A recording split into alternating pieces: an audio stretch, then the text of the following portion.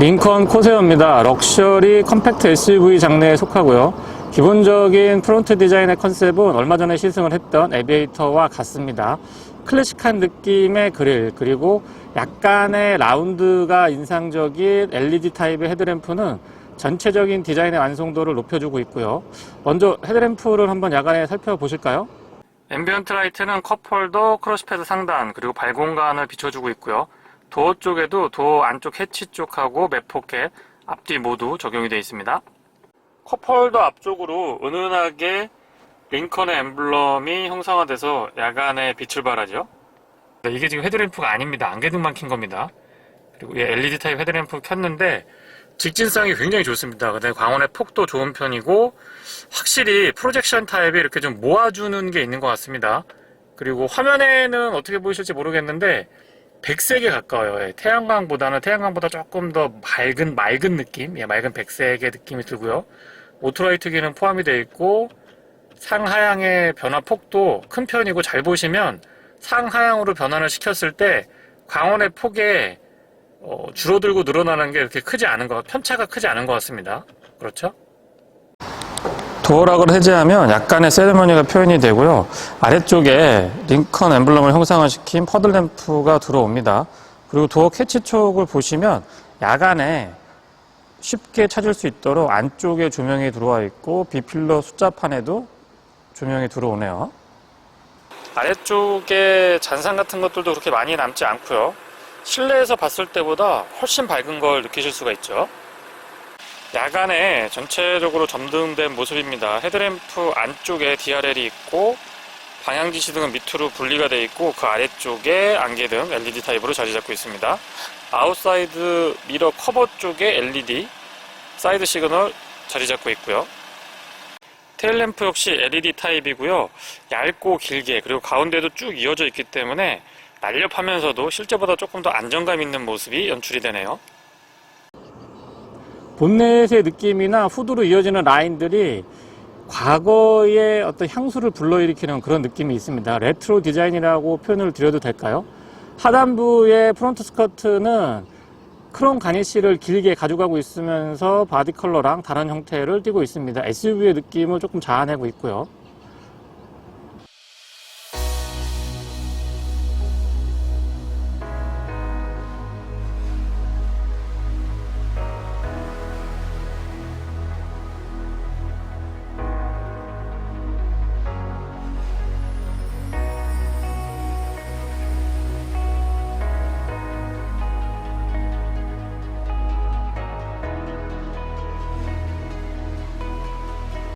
뒷면 4기통 가솔린 터보 직분사 엔진이 장착이 되어 있습니다. 배기량은 1999cc고요. 최고 출력은 238마력, 토크는 38.7입니다. 자동 8단하고 매칭을 이루고 있죠. 프론트 측면에서 보면 차체 사이즈라든가 전체적인 느낌이 전달이 되는데요. 실제보다 조금 커 보이는 듯한 느낌이 있습니다. 컴팩트 SUV라고 해서 좀 작을 거라고 생각을 했는데 디자인 때문에 그런지 모르겠습니다만 약간의 웅장한 느낌도 전달이 되네요. 측면부 바디라인은 에비에이터와 같이 항공기 라인이 조금 영상이 되는 것 같습니다. 특히 A필러에서 루프, 그리고 뒤쪽으로 쭉 떨어지는 이 라인이 굉장히 유려한 느낌이 들고 있고요. 전체적으로 차량 크기에 비해서는 프로포션이라든가 앞뒤 오버행이 경쟁력 있게 갖춰져 있기 때문에 근사한 느낌 잘 표현이 되고 있습니다. 휠 타이어는 19인치 사양이 적용이 되어 있고요. 타이어 사이즈는 225에 5519입니다. 하단부 로커 패널도 바디 컬러랑 다른 형태, 그러면서 우레탄 재질을 가져가고 있고요. 도어 측면에 장식해 보시면 여기에 코세어라고 쓰여져 있는데 이런 것도 약간 레트로한 디자인을 조금 더 강조하는 듯한 그런 느낌이 있고요. 차량의 사이즈라고 하는 부분을 가름할 수 있는 부분은 전면이나 측면보다 이 후측면에서 살짝 틀어서 보면 여기에서는 약간 귀여운 컴팩트 SUV 느낌이 나기도 합니다. 주유구는 푸시 타입이고요. 안쪽은 캠리스 타입입니다. 이 캡이 없고 바로 그냥 여기에 삽입하시면 되기 때문에 굉장히 편리하죠. 후면부 디자인은 얇고 긴 수평을 강조하고 있습니다. 테일램프는 풀 LED 타입이고요. 방향지시등 역시 LED로 구성이 되어 있습니다. 아래쪽의 범퍼 디자인, 특히 디퓨저라고 하는 부분에 접근을 해보면 약간 단순한 느낌들 잘 표현을 해주고 있고요. 요즘에는 페이크 머플러가 많이 있는데 리얼로 더블 머플러를 장착을 해주고 있습니다. 뒤쪽에서 바라보면 조금 날렵하고 강인한 느낌도 전달이 되는 것 같아요. 테일게이트는 전동이고요. 소음은 없는데 속도가 조금 더 빨랐으면 좋겠습니다. 소소한 부분이지만 범퍼에 이렇게 링컨 엠블럼도 보이고요. 운전석 뒤쪽으로 보시면 12V 파워 아울렛도 준비가 되어 있습니다. 공간이라고 하는 측면에서 본다면 컴팩트 SUV 장르에서는 경쟁력 있는 공간이라고 생각이 되고요. 다시 운전석 뒤쪽으로 돌아와서 보시면 LED 타입의 실내등, 그리고 버튼식으로 2열 시트를 폴딩 하실 수가 있습니다. 바닥 부분은 커버를 살짝 들어 올리면은요, 대부분 펑크 수리 킷인데 코세어에는 템퍼러리 스페어 타이어가 적용이 돼 있습니다. 2열 시트를 폴딩했을 때의 공간입니다. 차박 같은 거 하시는 개념하고는 조금 거리가 있죠. 왜냐면 차량 장르가 컴팩트 SUV이다 보니까 그렇지는 않은데, 막상 또 시도하면은 해볼 만한 공간은 갖추고 있다고 봅니다. 왜냐면 차량의 어떤 그레이드를 생각을 해 봤을 때 충분한, 그리고 넉넉한 공간을 확보하고 있기 때문에 그런 말씀을 드려 봅니다. 테일게이트는 위쪽에서 버튼식으로 닫으실 수가 있고요.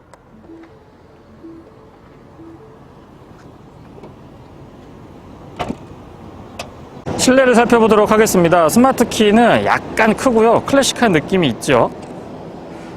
아웃사이드 도 핸들 뒤쪽에는 스마트 키 버튼이 이 위에 장착이 되어 있어서 여기에서 조작이 가능합니다.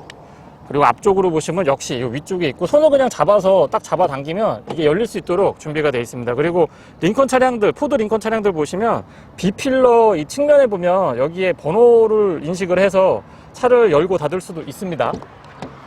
도어를 열었을 때의 느낌은 블랙 원톤으로 마무리가 되어 있어서 실제보다 조금 고급스럽고 차분한 느낌이 전달이 되고요. 언뜻 보더라도 2단으로 구성되어 있는 것 같은 아주 독특한 형태의 시트는 약간 레트로한 느낌들도 잘 표현을 해주는 것 같습니다. 도어 쪽부터 설명을 드려보면은요, 시트 메모리는 3개까지 가능하고 럼버 서포트가 특이하게 이 뒤쪽에 자리하고 있습니다. 전동 시트는 이 측면에서 조절할 수 있도록 준비가 되어 있고요. 잘 아시겠지만 레벨 4의 아주 탄탄한 오디오 시스템을 갖추고 있습니다. 크롬 라인이 조금 부담스러울 것 같기도 하지만 약간 클래식하면서도 럭셔리한 느낌들을 표현을 해주는 것 같고요. 버튼의 조작감 같은 경우도 충분하게 고려를 한 그런 느낌을 받습니다. 앞뒤 모두 올 오토 타입의 윈도우 컨트롤 기본으로 장착을 하고 있고요. 맵 포켓은 글쎄요, 조금 더 뒤쪽으로 길게 나왔으면 좋겠는데 그런 부분에서는 조금 아쉽습니다. 그리고 이 페트병 같은 거 넣었다 뺐다 할 때 이 위치가 살짝 걸리기도 합니다. 도어 플레이트는 알루미늄으로 마무리가 되어 있고, 밤에는 여기에 링컨에 은은하게 조명이 들어오죠. 시트는 보기에도 부드럽고 편안해 보이지만 앉아봤을 때의 이 착자감이라고 하는 측면에서도 몸을 아주 잘 잡아주고 감싸 안아주는 듯한 느낌이 있습니다. 타공이 적용이 되어 있는 걸 보시면 열선하고 통풍 적용이 됐다는 걸 확인을 하실 수가 있죠. 헤드레스트 부분은 글쎄요, 저는 개인적으로 제 체형에서는 조금 맞지 않았습니다. 시간이 조금 필요했고요. 특히 운전할 때 시트백을 약간 세우는 편인데, 저처럼 세우는 편의 운전자가 운전하게 되면 조금 불편할 수도 있습니다. 각도는 요렇게 조절이 되고요. 물론 높낮이도 같이 조절이 됩니다. 바닥 부분을 살펴보시면 페달은 일반형이 적용이 되어 있는데, 브레이크 페달은 괜찮았는데 가속 페달이 너무 좀 작은 것 같아서 그런 부분들은 추후에 오르간 타입으로 바꾸거나 아니면 조금 연장을 하는 방법도 생각을 해줬으면 합니다. 물론 제가 다리가 짧아서 그런 것 같기도 하고요. 풋레스트는 길이나 폭 모두 적절하고요.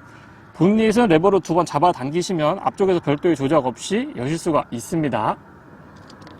틸팅 앤 텔레스코픽은 4A 타입이고요. 전동을 지원을 해주고 있고, 조명 스위치가 좀 독특합니다. 토글 타입으로 준비가 되어 있는데 크롬을 많이 쓴 것 같아요. 근데 크롬을 많이 쓰면 보통 촌스럽거나 좀 부담스러운데 그렇진 않은 것 같습니다. 시동은 버튼 타입이고요. 언뜻 시동을 걸었을 때 6기통인가? 자연흡기인가? 라는 생각이 들 정도로 상당히 마일드한 회전 질감이 저는 인상적이었습니다. HUD도 포함이 되어 있는데 HUD에 다양한 정보들을 담고 있습니다. 특히나 이 방향지 시등 같은 경우도 HUD에서 표현을 해주고 있다 보니까 운전을 할 때 안전시야라고 하는 부분을 꾸준하게 유지할 수 있어서 그런 부분은 링컨 코세어의 장점이라고 생각을 하고요. 클러스터는 풀 디지털 타입이 적용이 돼 있습니다. 약간 밋밋하다라는 느낌이 있지만 야간에 운전을 해보면 눈에 이렇게 자극하거나 이런 것들이 없기 때문에 조금 편했던 것 같고요. 기본적인 정보들은 꾸준하게 잘 제공을 해주고 있습니다. 한 가지 아쉬운 점을 말씀을 드려보면 바로 드라이브 모드의 한글화 부분인데요. 일반까지는 괜찮습니다. 근데 이렇게 넘겨보면 안정, 이거는 이제 그 연비주행 얘기를 하는 것 같고요. 떨림, 저는 처음에 떨림이라고 그래서 이게 뭔가 했더니 좀 익사이팅하고 스포티하게 차를 움직일 수 있게끔, 그러니까 스포츠 모드라고 생각을 하시면 되는데, 이런 표현 같은 것들, 한글화 하는 부분이라고 하는 부분은 조금 더, 신경을 좀 써 주셨으면 어떨까 싶습니다. 모드 간의 편차는 나쁘지 않은 편이었고요. 스티어링은 3스포크 타입이 적용이 되어 있고, 가운데에 링컨 엠블럼이 확실히 좀 고급스러운 느낌을 전달을 합니다. 좌측에는 인포테인먼트에 관련된 기능들하고, 지금 이렇게 보시면 까맣게 아무것도 안 보이잖아요. 근데 버튼을 딱 누르게 되면 여기가 활성화가 됩니다. 좀 반사가 되나요? 활성화가 되는데, 여기를 누르는 게 아니고 이 뒤쪽에서 조작을 할 수 있게끔, 그러니까 푸시타임 버튼이에요. 근데 꺼지면은 아무것도 없고 딱 누르면 조명이 나오면서 기능을 활성화할 수 있게끔 그렇게 준비가 돼 있습니다. 여기는 어댑티브 크루즈 컨트롤에 관련된 기능들이고요. 다시 우측으로 오시면 인포테인먼트에 관련된 기능이 양쪽으로 나눠져 있는데, 여기에서는 메뉴 선택, 그 다음에 뭐 음악이라든가 일반 모드 설정, 그리고 전화에 관련된 기능들 확인을 하실 수가 있습니다. 그리고 여기에서는 차로 중앙 유지 보조 기능 하고요. 앞차와의 거리 조절 하실 수가 있습니다. 그래서 양분대에 있는 컨트롤을 갖추고 있다, 그렇게 이해하시면 될 것 같고요. 가죽이라고 하는 부분에서의 질감, 그리고 여기 딱 잡았을 때 손에 짝짝 달라붙는 이 감촉이 참 좋습니다. 그리고 음성 명령은 좀 특이하게 이 위쪽에 버튼이 내장이 돼서 이걸 딱 누르면 음성으로 명령 같은 거 하실 수가 있습니다. 8단 자동 미션은 2리터급 직분사 터보 엔진하고 매칭이 아주 좋은데요. 부드럽고 빠릿합니다. 패드 시프트도 갖추고 있죠.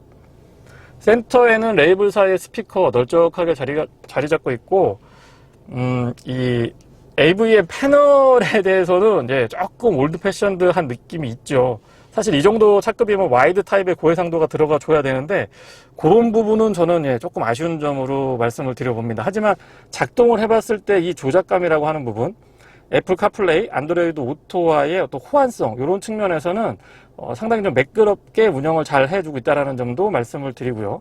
앰비언트 라이트 국내 소비자분들 굉장히 민감하신데 7개의 컬러로 조절을 해 주실 수가 있습니다. 그 다음에 파킹도 지원을 해줍니다. 액티브 주차 보조라고 해서 조향이라든가 이런 부분들 같이 연동해서 지원을 해주고 있고요. 그 운전자 보조라고 해서 통합된 시스템으로 구성을 해놨습니다. 오토 스탑, 스타트 스탑, 오토 홀드, 트랙션 컨트롤, 여기에서 각각 조절을 하실 수가 있죠. 또 한 가지 아쉬운 점은 이 카메라의 해상도인데요. 지금 날씨가 조금 흐려서 바깥에 나와 있을 때는 크게 그렇게 거슬리진 않지만, 지하 주차장에 있거나 어두운 데서는 급격하게 이 화질이 좀 떨어집니다. 그런 부분들은 금방 좀 업그레이드를 해 주셨으면 하는 바람이 있고요. 크러쉬패드의 느낌도 상당히 좀 클래식한 느낌을 잘 자아내고 있습니다. 일반적인 부분은 여기에서 끝나고요. 이쪽에 우드 패널로 살짝 또 멋을 내주고 이렇게 파놨죠. 그러면서 다시 또 나오면서 가죽으로 덧대주는, 그리고 또 크롬 라인을 이렇게 길게 쭉쭉 뻗어줘서 확실히 이 클래식한 느낌을 고급스럽게 잘 표현을 해주는 브랜드다운 모습이라고 생각을 하고요. 처음에 차를 딱 타게 되면 기어노브가 어딨지? 좀 당황하실 수가 있는데, 여기에 피아노 건반 타입으로 PRND 구성이 되어 있죠. 처음엔 조금 어색한데 적응하면 굉장히 편안하게 사용을 하실 수가 있습니다. 오디오 컨트롤은 제가 좋아하는 방식이죠. 이 다이얼하고 푸시 타입 버튼이 기본 컨셉으로 갖춰져 있고요. 뒤쪽에 보시면 공조장치 컨트롤이 굉장히 화려하고 복잡해 보이는데, 실제 조작을 해보면 굉장히 편리합니다. 특히 이 모드를 설정하는 부분이에요. 모드 설정 부분은 가운데 다이얼로 큼직하게 자리 잡고 있어서 저처럼 좀 직관적이고 성격 급한 사람들한테 아주 좋은 것 같고요. 열선하고 통풍은 각각 3단으로 조절을 하실 수가 있습니다. 스티어링에 열선까지 갖추고 있고, 온도 조절은 좌우측 분리가 되어 있고요. 토글 타입으로 작동이 됩니다. 아래쪽에 이 피아노 건반 타입으로 기아 노브가 올라와 있다 보니까 아래쪽에 공간 활용이 조금 있습니다. 슬라이딩 타입으로 길게 이 커버링이 가능하고, 여기를 열어보시면 12V 파워 아울렛, 그리고 USB-A 타입하고 C 타입 두 개 마련이 되어 있습니다. 여기에 지갑이나 스마트폰 같은 거 거치하시면 좋고요. 안쪽 공간도 카펫 같은 걸로 마무리 잘 되어 있습니다. 드라이브 모드는 여기서 조금 반사가 되나요? 드라이브 모드는 다이얼 타입으로 준비가 되어 있고, 푸시 타입으로 해서 다이얼로 이렇게 조작을 하셔도 됩니다. 컵홀더는 오픈 타입으로 2개 준비가 돼 있고요. 전자식 파킹 브레이크도 갖추고 있습니다. 뒤쪽에 약간의 수납 공간이 있네요. 센터 터널이 앞쪽에서부터 2단으로 이렇게 떨어지면서 길게 쭉 오고 있기 때문에 이 높이가 아주 적절한 것 같습니다. 그래서 암레스트까지 일체감 있게 아주 잘 이어지고 있고요. 가죽의 질감이라고 하는 부분, 그리고 암레스트 본연의 기능 잘 해주고 있죠. 안쪽의 공간은 약 적절한 편입니다. 뒤쪽에 LED 타입으로 조명 같은 거 있지 않아 주신 거는 참 잘해주고 있다고 보고요. 여기 잘 보시면 좀 이상한 게 있을 거예요. 여기 뭐냐면 스마트폰 무선 충전입니다. 여기에 스마트폰을 딱 거치해서 벽면에 딱 닿는 순간 충전이 되는 그런 형태입니다. 굉장히 독특하죠. 조수석 수납 공간은 잡아당기는 방식이고요. 좀 많이 열려줬으면 좋겠는데 이 사용하는 측면에서 보면 그런 점은 조금 아쉽네요. 하지만 안쪽에 이 카펫 같은 걸로 마감이라고 하는 부분은 역시 꼼꼼하게 구석구석 잘 신경을 쓰고 있다는 느낌을 받습니다. 뒷좌석 공간입니다. 앞좌석은 이중접합 차음 유리가 적용이 되어 있는데 뒷좌석은 일반 유리고 또 이렇게 끝까지 내려가지 않고 조금 남습니다. 기본적인 디자인 컨셉은 앞쪽하고 그 맥을 같이 해주고 있고요. 2m 70이 넘는 휠베이스 덕분에 바닥 공간 그리고 레그룸은 충분히 확보가 되어 있습니다. 더더군다나 잘 보시면 슬라이딩이 가능합니다. 이 레버를 잡아당겨서 뒷좌석 시트를 슬라이딩 할 수 있기 때문에 공간 확보라고 하는 측면에서는 부족함이 없는 것 같고요. 시트는 6대4로 분할이 되게 돼 있습니다. 헤드레스트도 적절하게 갖춰주고 있고 가운데까지 준비를 해줬네요. 암레스트는 조금 작은 듯 싶지만 기능상의 부족함은 없었고 컵홀더는 푸시 타입으로 이렇게 슬라이딩 돼서 생각보다 잡소리 같은 것도 많이 안 났습니다. 그리고 가운데 턱도 그렇게 높은 편은 아니죠. 앉아보면 생각보다 레그룸이 좀 여유가 있네요. 주먹 2개 반 정도. 컴팩트 SUV라고 하는 장르에서 주먹 2개 반 정도 들어간다 그러면 공간이라고 하는 측면에서는 뭐 크게 아쉬움은 없고요. 열선 시트는 2단으로 각각 조절이 되게 준비가 되어 있습니다. 뒷좌석의 에어벤트는 조금 작은 듯 싶지만 기능상의 부족함은 없었고요. 또 잘해주고 있는 부분은 아래쪽에 이렇게 보시면 USB 충전 단자 그리고 230V 파워 아울렛, 그러니까 인버터 2개 갖춰져 있는데 커버링까지 아주 깔끔합니다. 측면의 조명이라고 하는 부분들 보시면 다 LED로 기본 갖춰주고 있고요. 파노라마 타입의 썬루프는 뒤쪽까지 오픈 사이즈가 굉장히 큽니다. 그래서 쾌적한 느낌의 실내를 구현하는데 부족함이 없다는 점 다시 한번 말씀을 드려보겠습니다. 뒤에서 봤을 때의 전반적인 실내 느낌을 보시면 역시 클래식하고 럭셔리하다라고 딱 2마디로 요약을 드리고 싶고요. 수평을 많이 강조하고 있다 보니까 차분하면서 안정감이 있죠. 링컨 코세어를 시승하고 있습니다. 내비게이터, 에비에이터, 코세어 이렇게 라인업, 풀 SUV 라인업을 갖추고 있는 브랜드고요. 링컨 SUV의 어떤 캐치프레이즈, quiet flight라고 해서 고요한 비행이라는 컨셉을 가지고 있는데 그에 걸맞게 컴팩트 SUV라고 하지만은 굉장히 조용하고 안락한 느낌이 인상적이었습니다. 더불어서 경쾌한 파워트레인, 경쾌한 달리기 성능도 코세어의 매력이 아닐까 싶고요. 또 코너링에서의 만족감도 굉장히 높은 편이라고 말씀드리고 싶습니다. 서스펜션은 분명히 소프트한 편입니다. 편안하고 안락하면서도 전체적으로 좀 부드럽다라는 느낌이 전달이 되는데 자동차 전용도로, 고속도로에서 일반적인 속도들 뭐 한 80에서 110 정도가 되겠죠. 또는 그 이상의 속도로 달렸을 때 의외로 탄탄해집니다. 그러니까 서스펜션 자체의 세팅이 굉장히 인상적이다라고 말씀을 드리고 싶은데요. 링컨이라고 하는 럭셔리 SUV다운 모습을 보여주고 있습니다. 굉장히 부드럽고 편안하거든요. 아마 국내 소비자분들이 굉장히 익숙한 승차감이라고 느껴지는데 보통 이런 승차감이 달리면 고속에서는 약간 뜨는 듯한 느낌 또는 가벼운 느낌이나 불안감도 살짝 전해지기 마련인데 이상하게 코세어에서는 그런 느낌은 전혀 받고 있지 않습니다. 어댑티브 크루즈 컨트롤을 채택을 해주고 있는데요. 코파일럿 360이라고 해서 여러가지 안전에 관련된 첨단 기능들이 코파일럿 360으로 묶여져 있습니다. 어댑티브 크루즈 컨트롤은 가다 서다를 반복하는 구간에서도 적절하게 활용이 가능하고요. 완전히 정차했다가 재출발하는 부분까지도 지원을 해주고 있습니다. 가속보다는 감속이 저는 조금 더 매끄럽지 않았나라는 생각을 하게 되고요.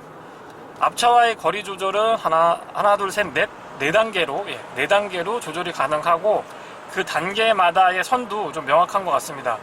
방금처럼 이렇게 커딘, 차선을 잘라서 급하게 들어오는 경우에도 일부 차량들에서는 약간 좀 움찔 막 해서 좀 불편하거나 불안한 느낌 전달이 되는 경우가 있었는데, 코세오는 그렇지는 않습니다.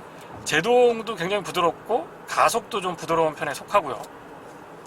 링컨 하면 또 사운드 시스템이 꽤나 유명하잖아요. 레벨사의 제품이 들어가 있고 스피커가 14개라고 하죠. 한번 들어볼까요?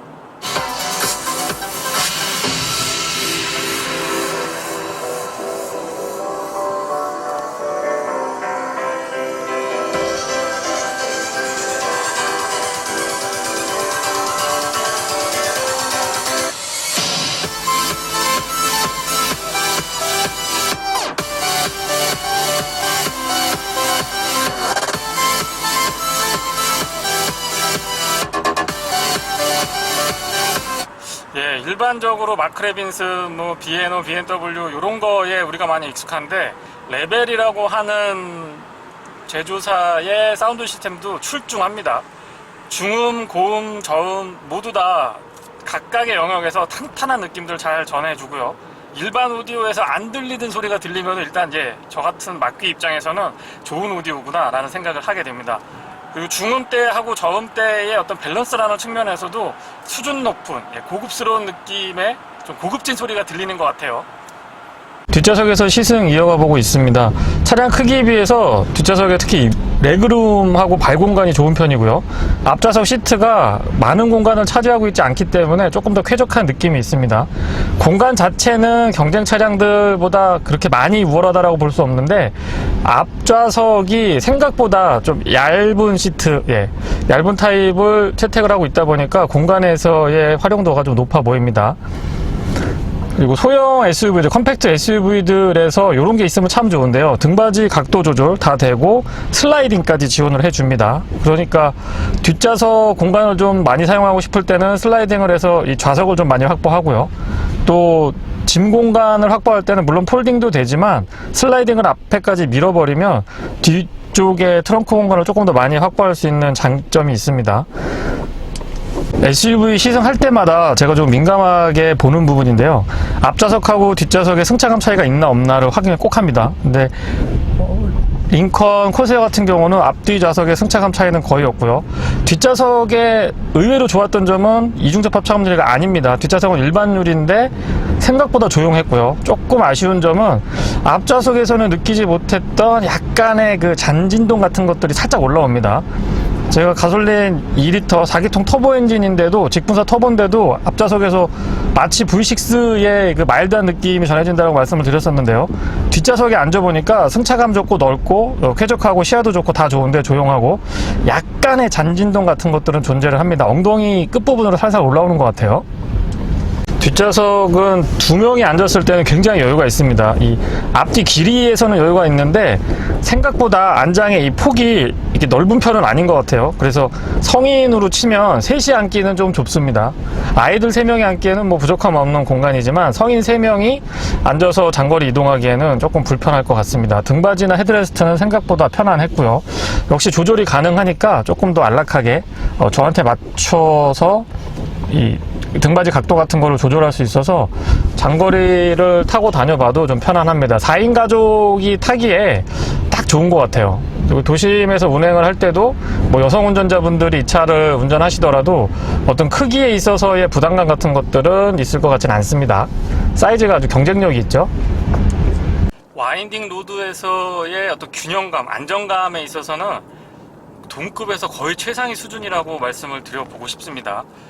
앞쪽에 맥퍼슨 스트럿, 뒤쪽에 멀티링크의 조합인데요. 전자식 4륜구동 시스템과 아주 매칭이 좋은 편이고요.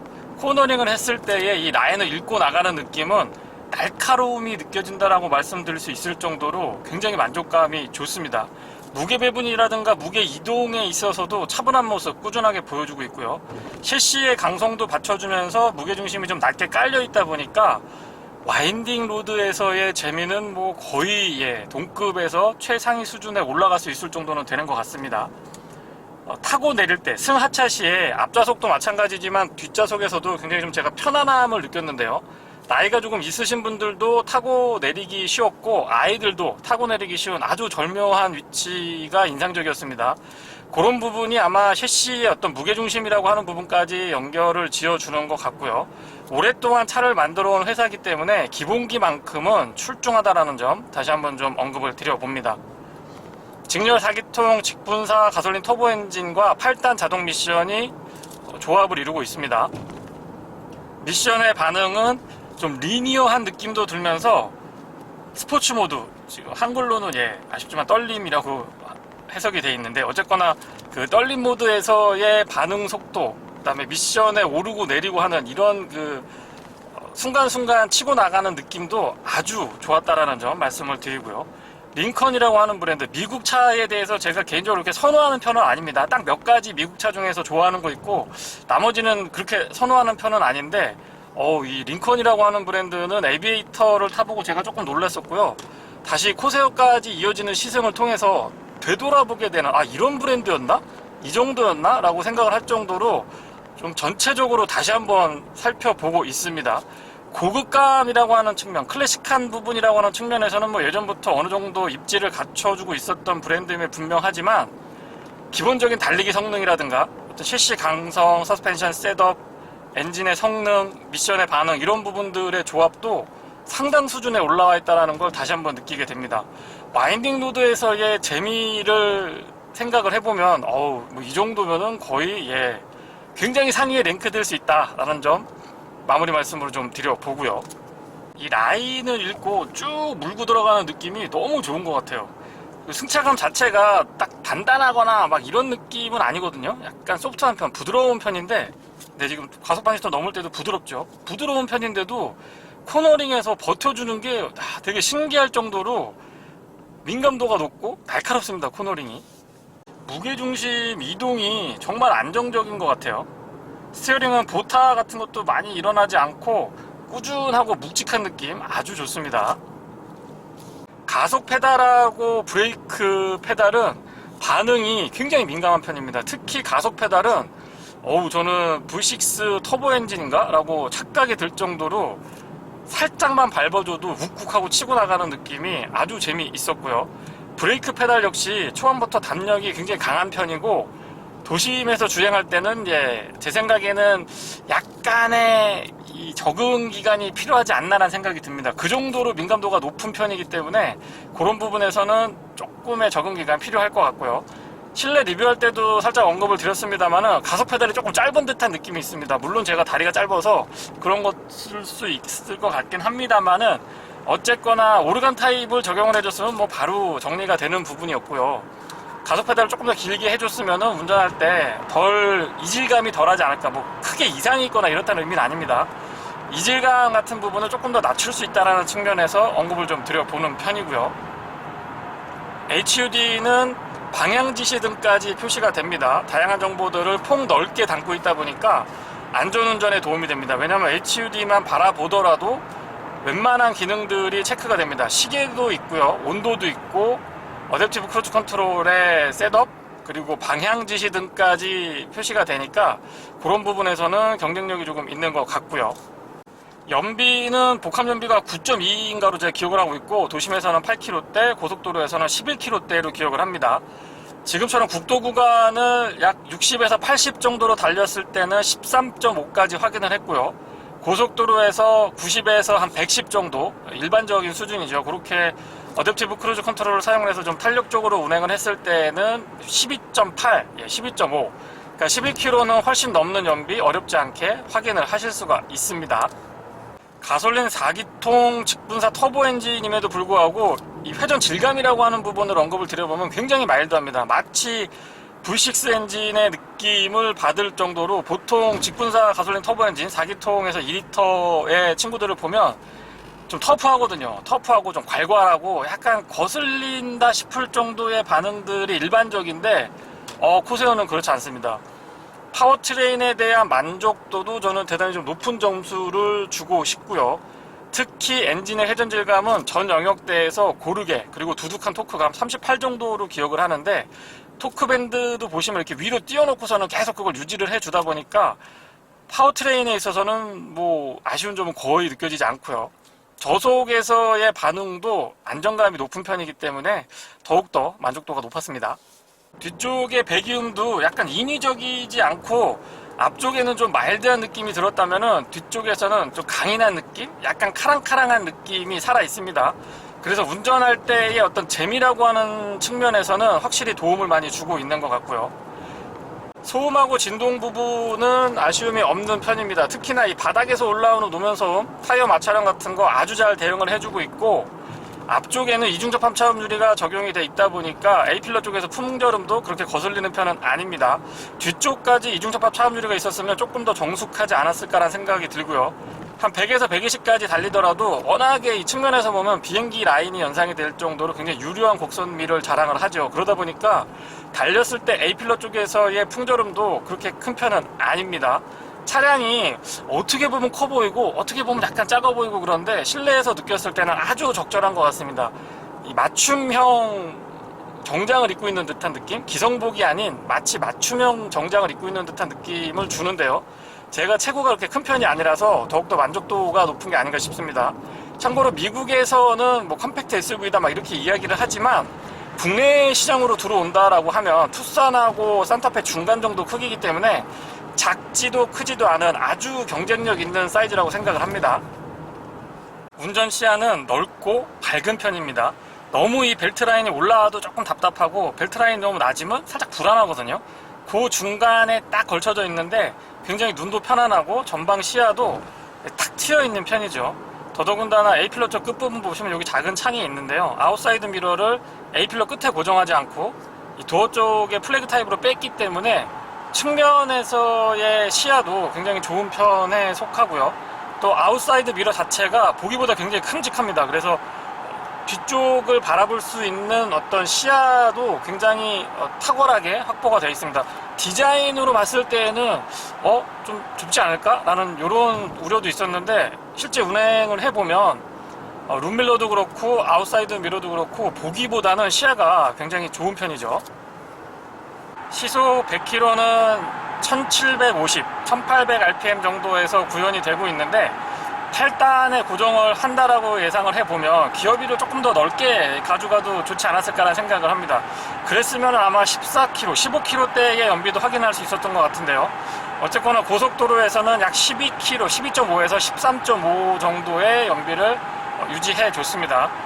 공인연비가 9.2인가로 제 기억을 하고 있는데 고속도로 그리고 자동차 전용도로 88이나 뭐 강변북로 같은 그런 자동차 전용도로 그리고 도심주행 요걸 이렇게 적절하게 섞어봤을 때 한 6대4 정도? 도심에서가 4, 자동차 전용도로 고속도로 포함해서 6 이렇게 달렸을 때 평균 연비는 약 8.5에서 9.4 요 사이의 연비를 유지해 줬습니다. 앞쪽 시야는 좋은 편인데요.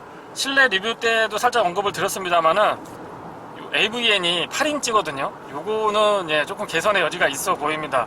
럭셔리 SUV고 2020년도에 나온 차량이면은 아무리 미국 차라고 해도 와이드 타입 10.25인치 정도 와이드 타입으로 딱 여기에 설치가 되면은 여기 살짝 올라온 것도 밑으로 내려가면서 정말 좋을 것 같은 생각이 듭니다.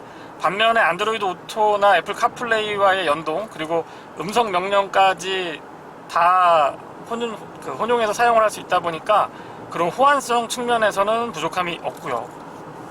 도심에서 가다서다를 반복하더라도 소음이나 진동, 특히 4기통 터보 엔진이라서 이 진동 같은 것들이 약간 거슬리지 않을까. 가솔린이라도 좀 거친 친구들이 있거든요.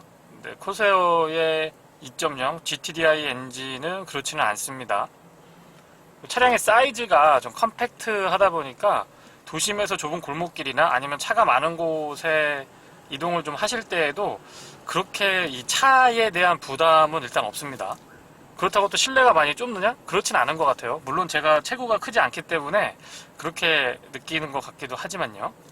미션은 전체적으로 부드럽고 좀 빠릿빠릿한 편인데 다시 말씀드리지만 악셀 반응하고요. 미션이 빠릿빠릿하다 보니까 약간 이렇게 툭툭 이렇게 치는 듯한 느낌? 너무 좀 민감하게 반응을 하는 것 같기도 합니다.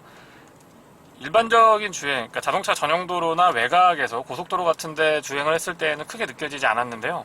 도심에서 가다 서다를 반복할 때는 악셀이 너무 좀 악셀 반응하고 미션의 반응이 조금 민감하게 느껴질 수도 있을 것 같아요. 요거는 좀 적응이 필요할 수도 있습니다.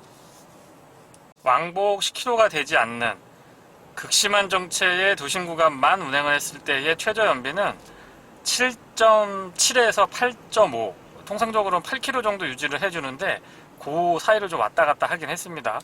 가솔린 2리터라고 해도 터보 엔진이고요. 또 SUV면서 자륜구동을 채택을 하고 있다 보니까 연비라고 하는 부분은 어느 정도는 양보를 좀 하셔야 될 것 같아요. 네, 이상 준유TV에서 전해드렸습니다. 고맙습니다.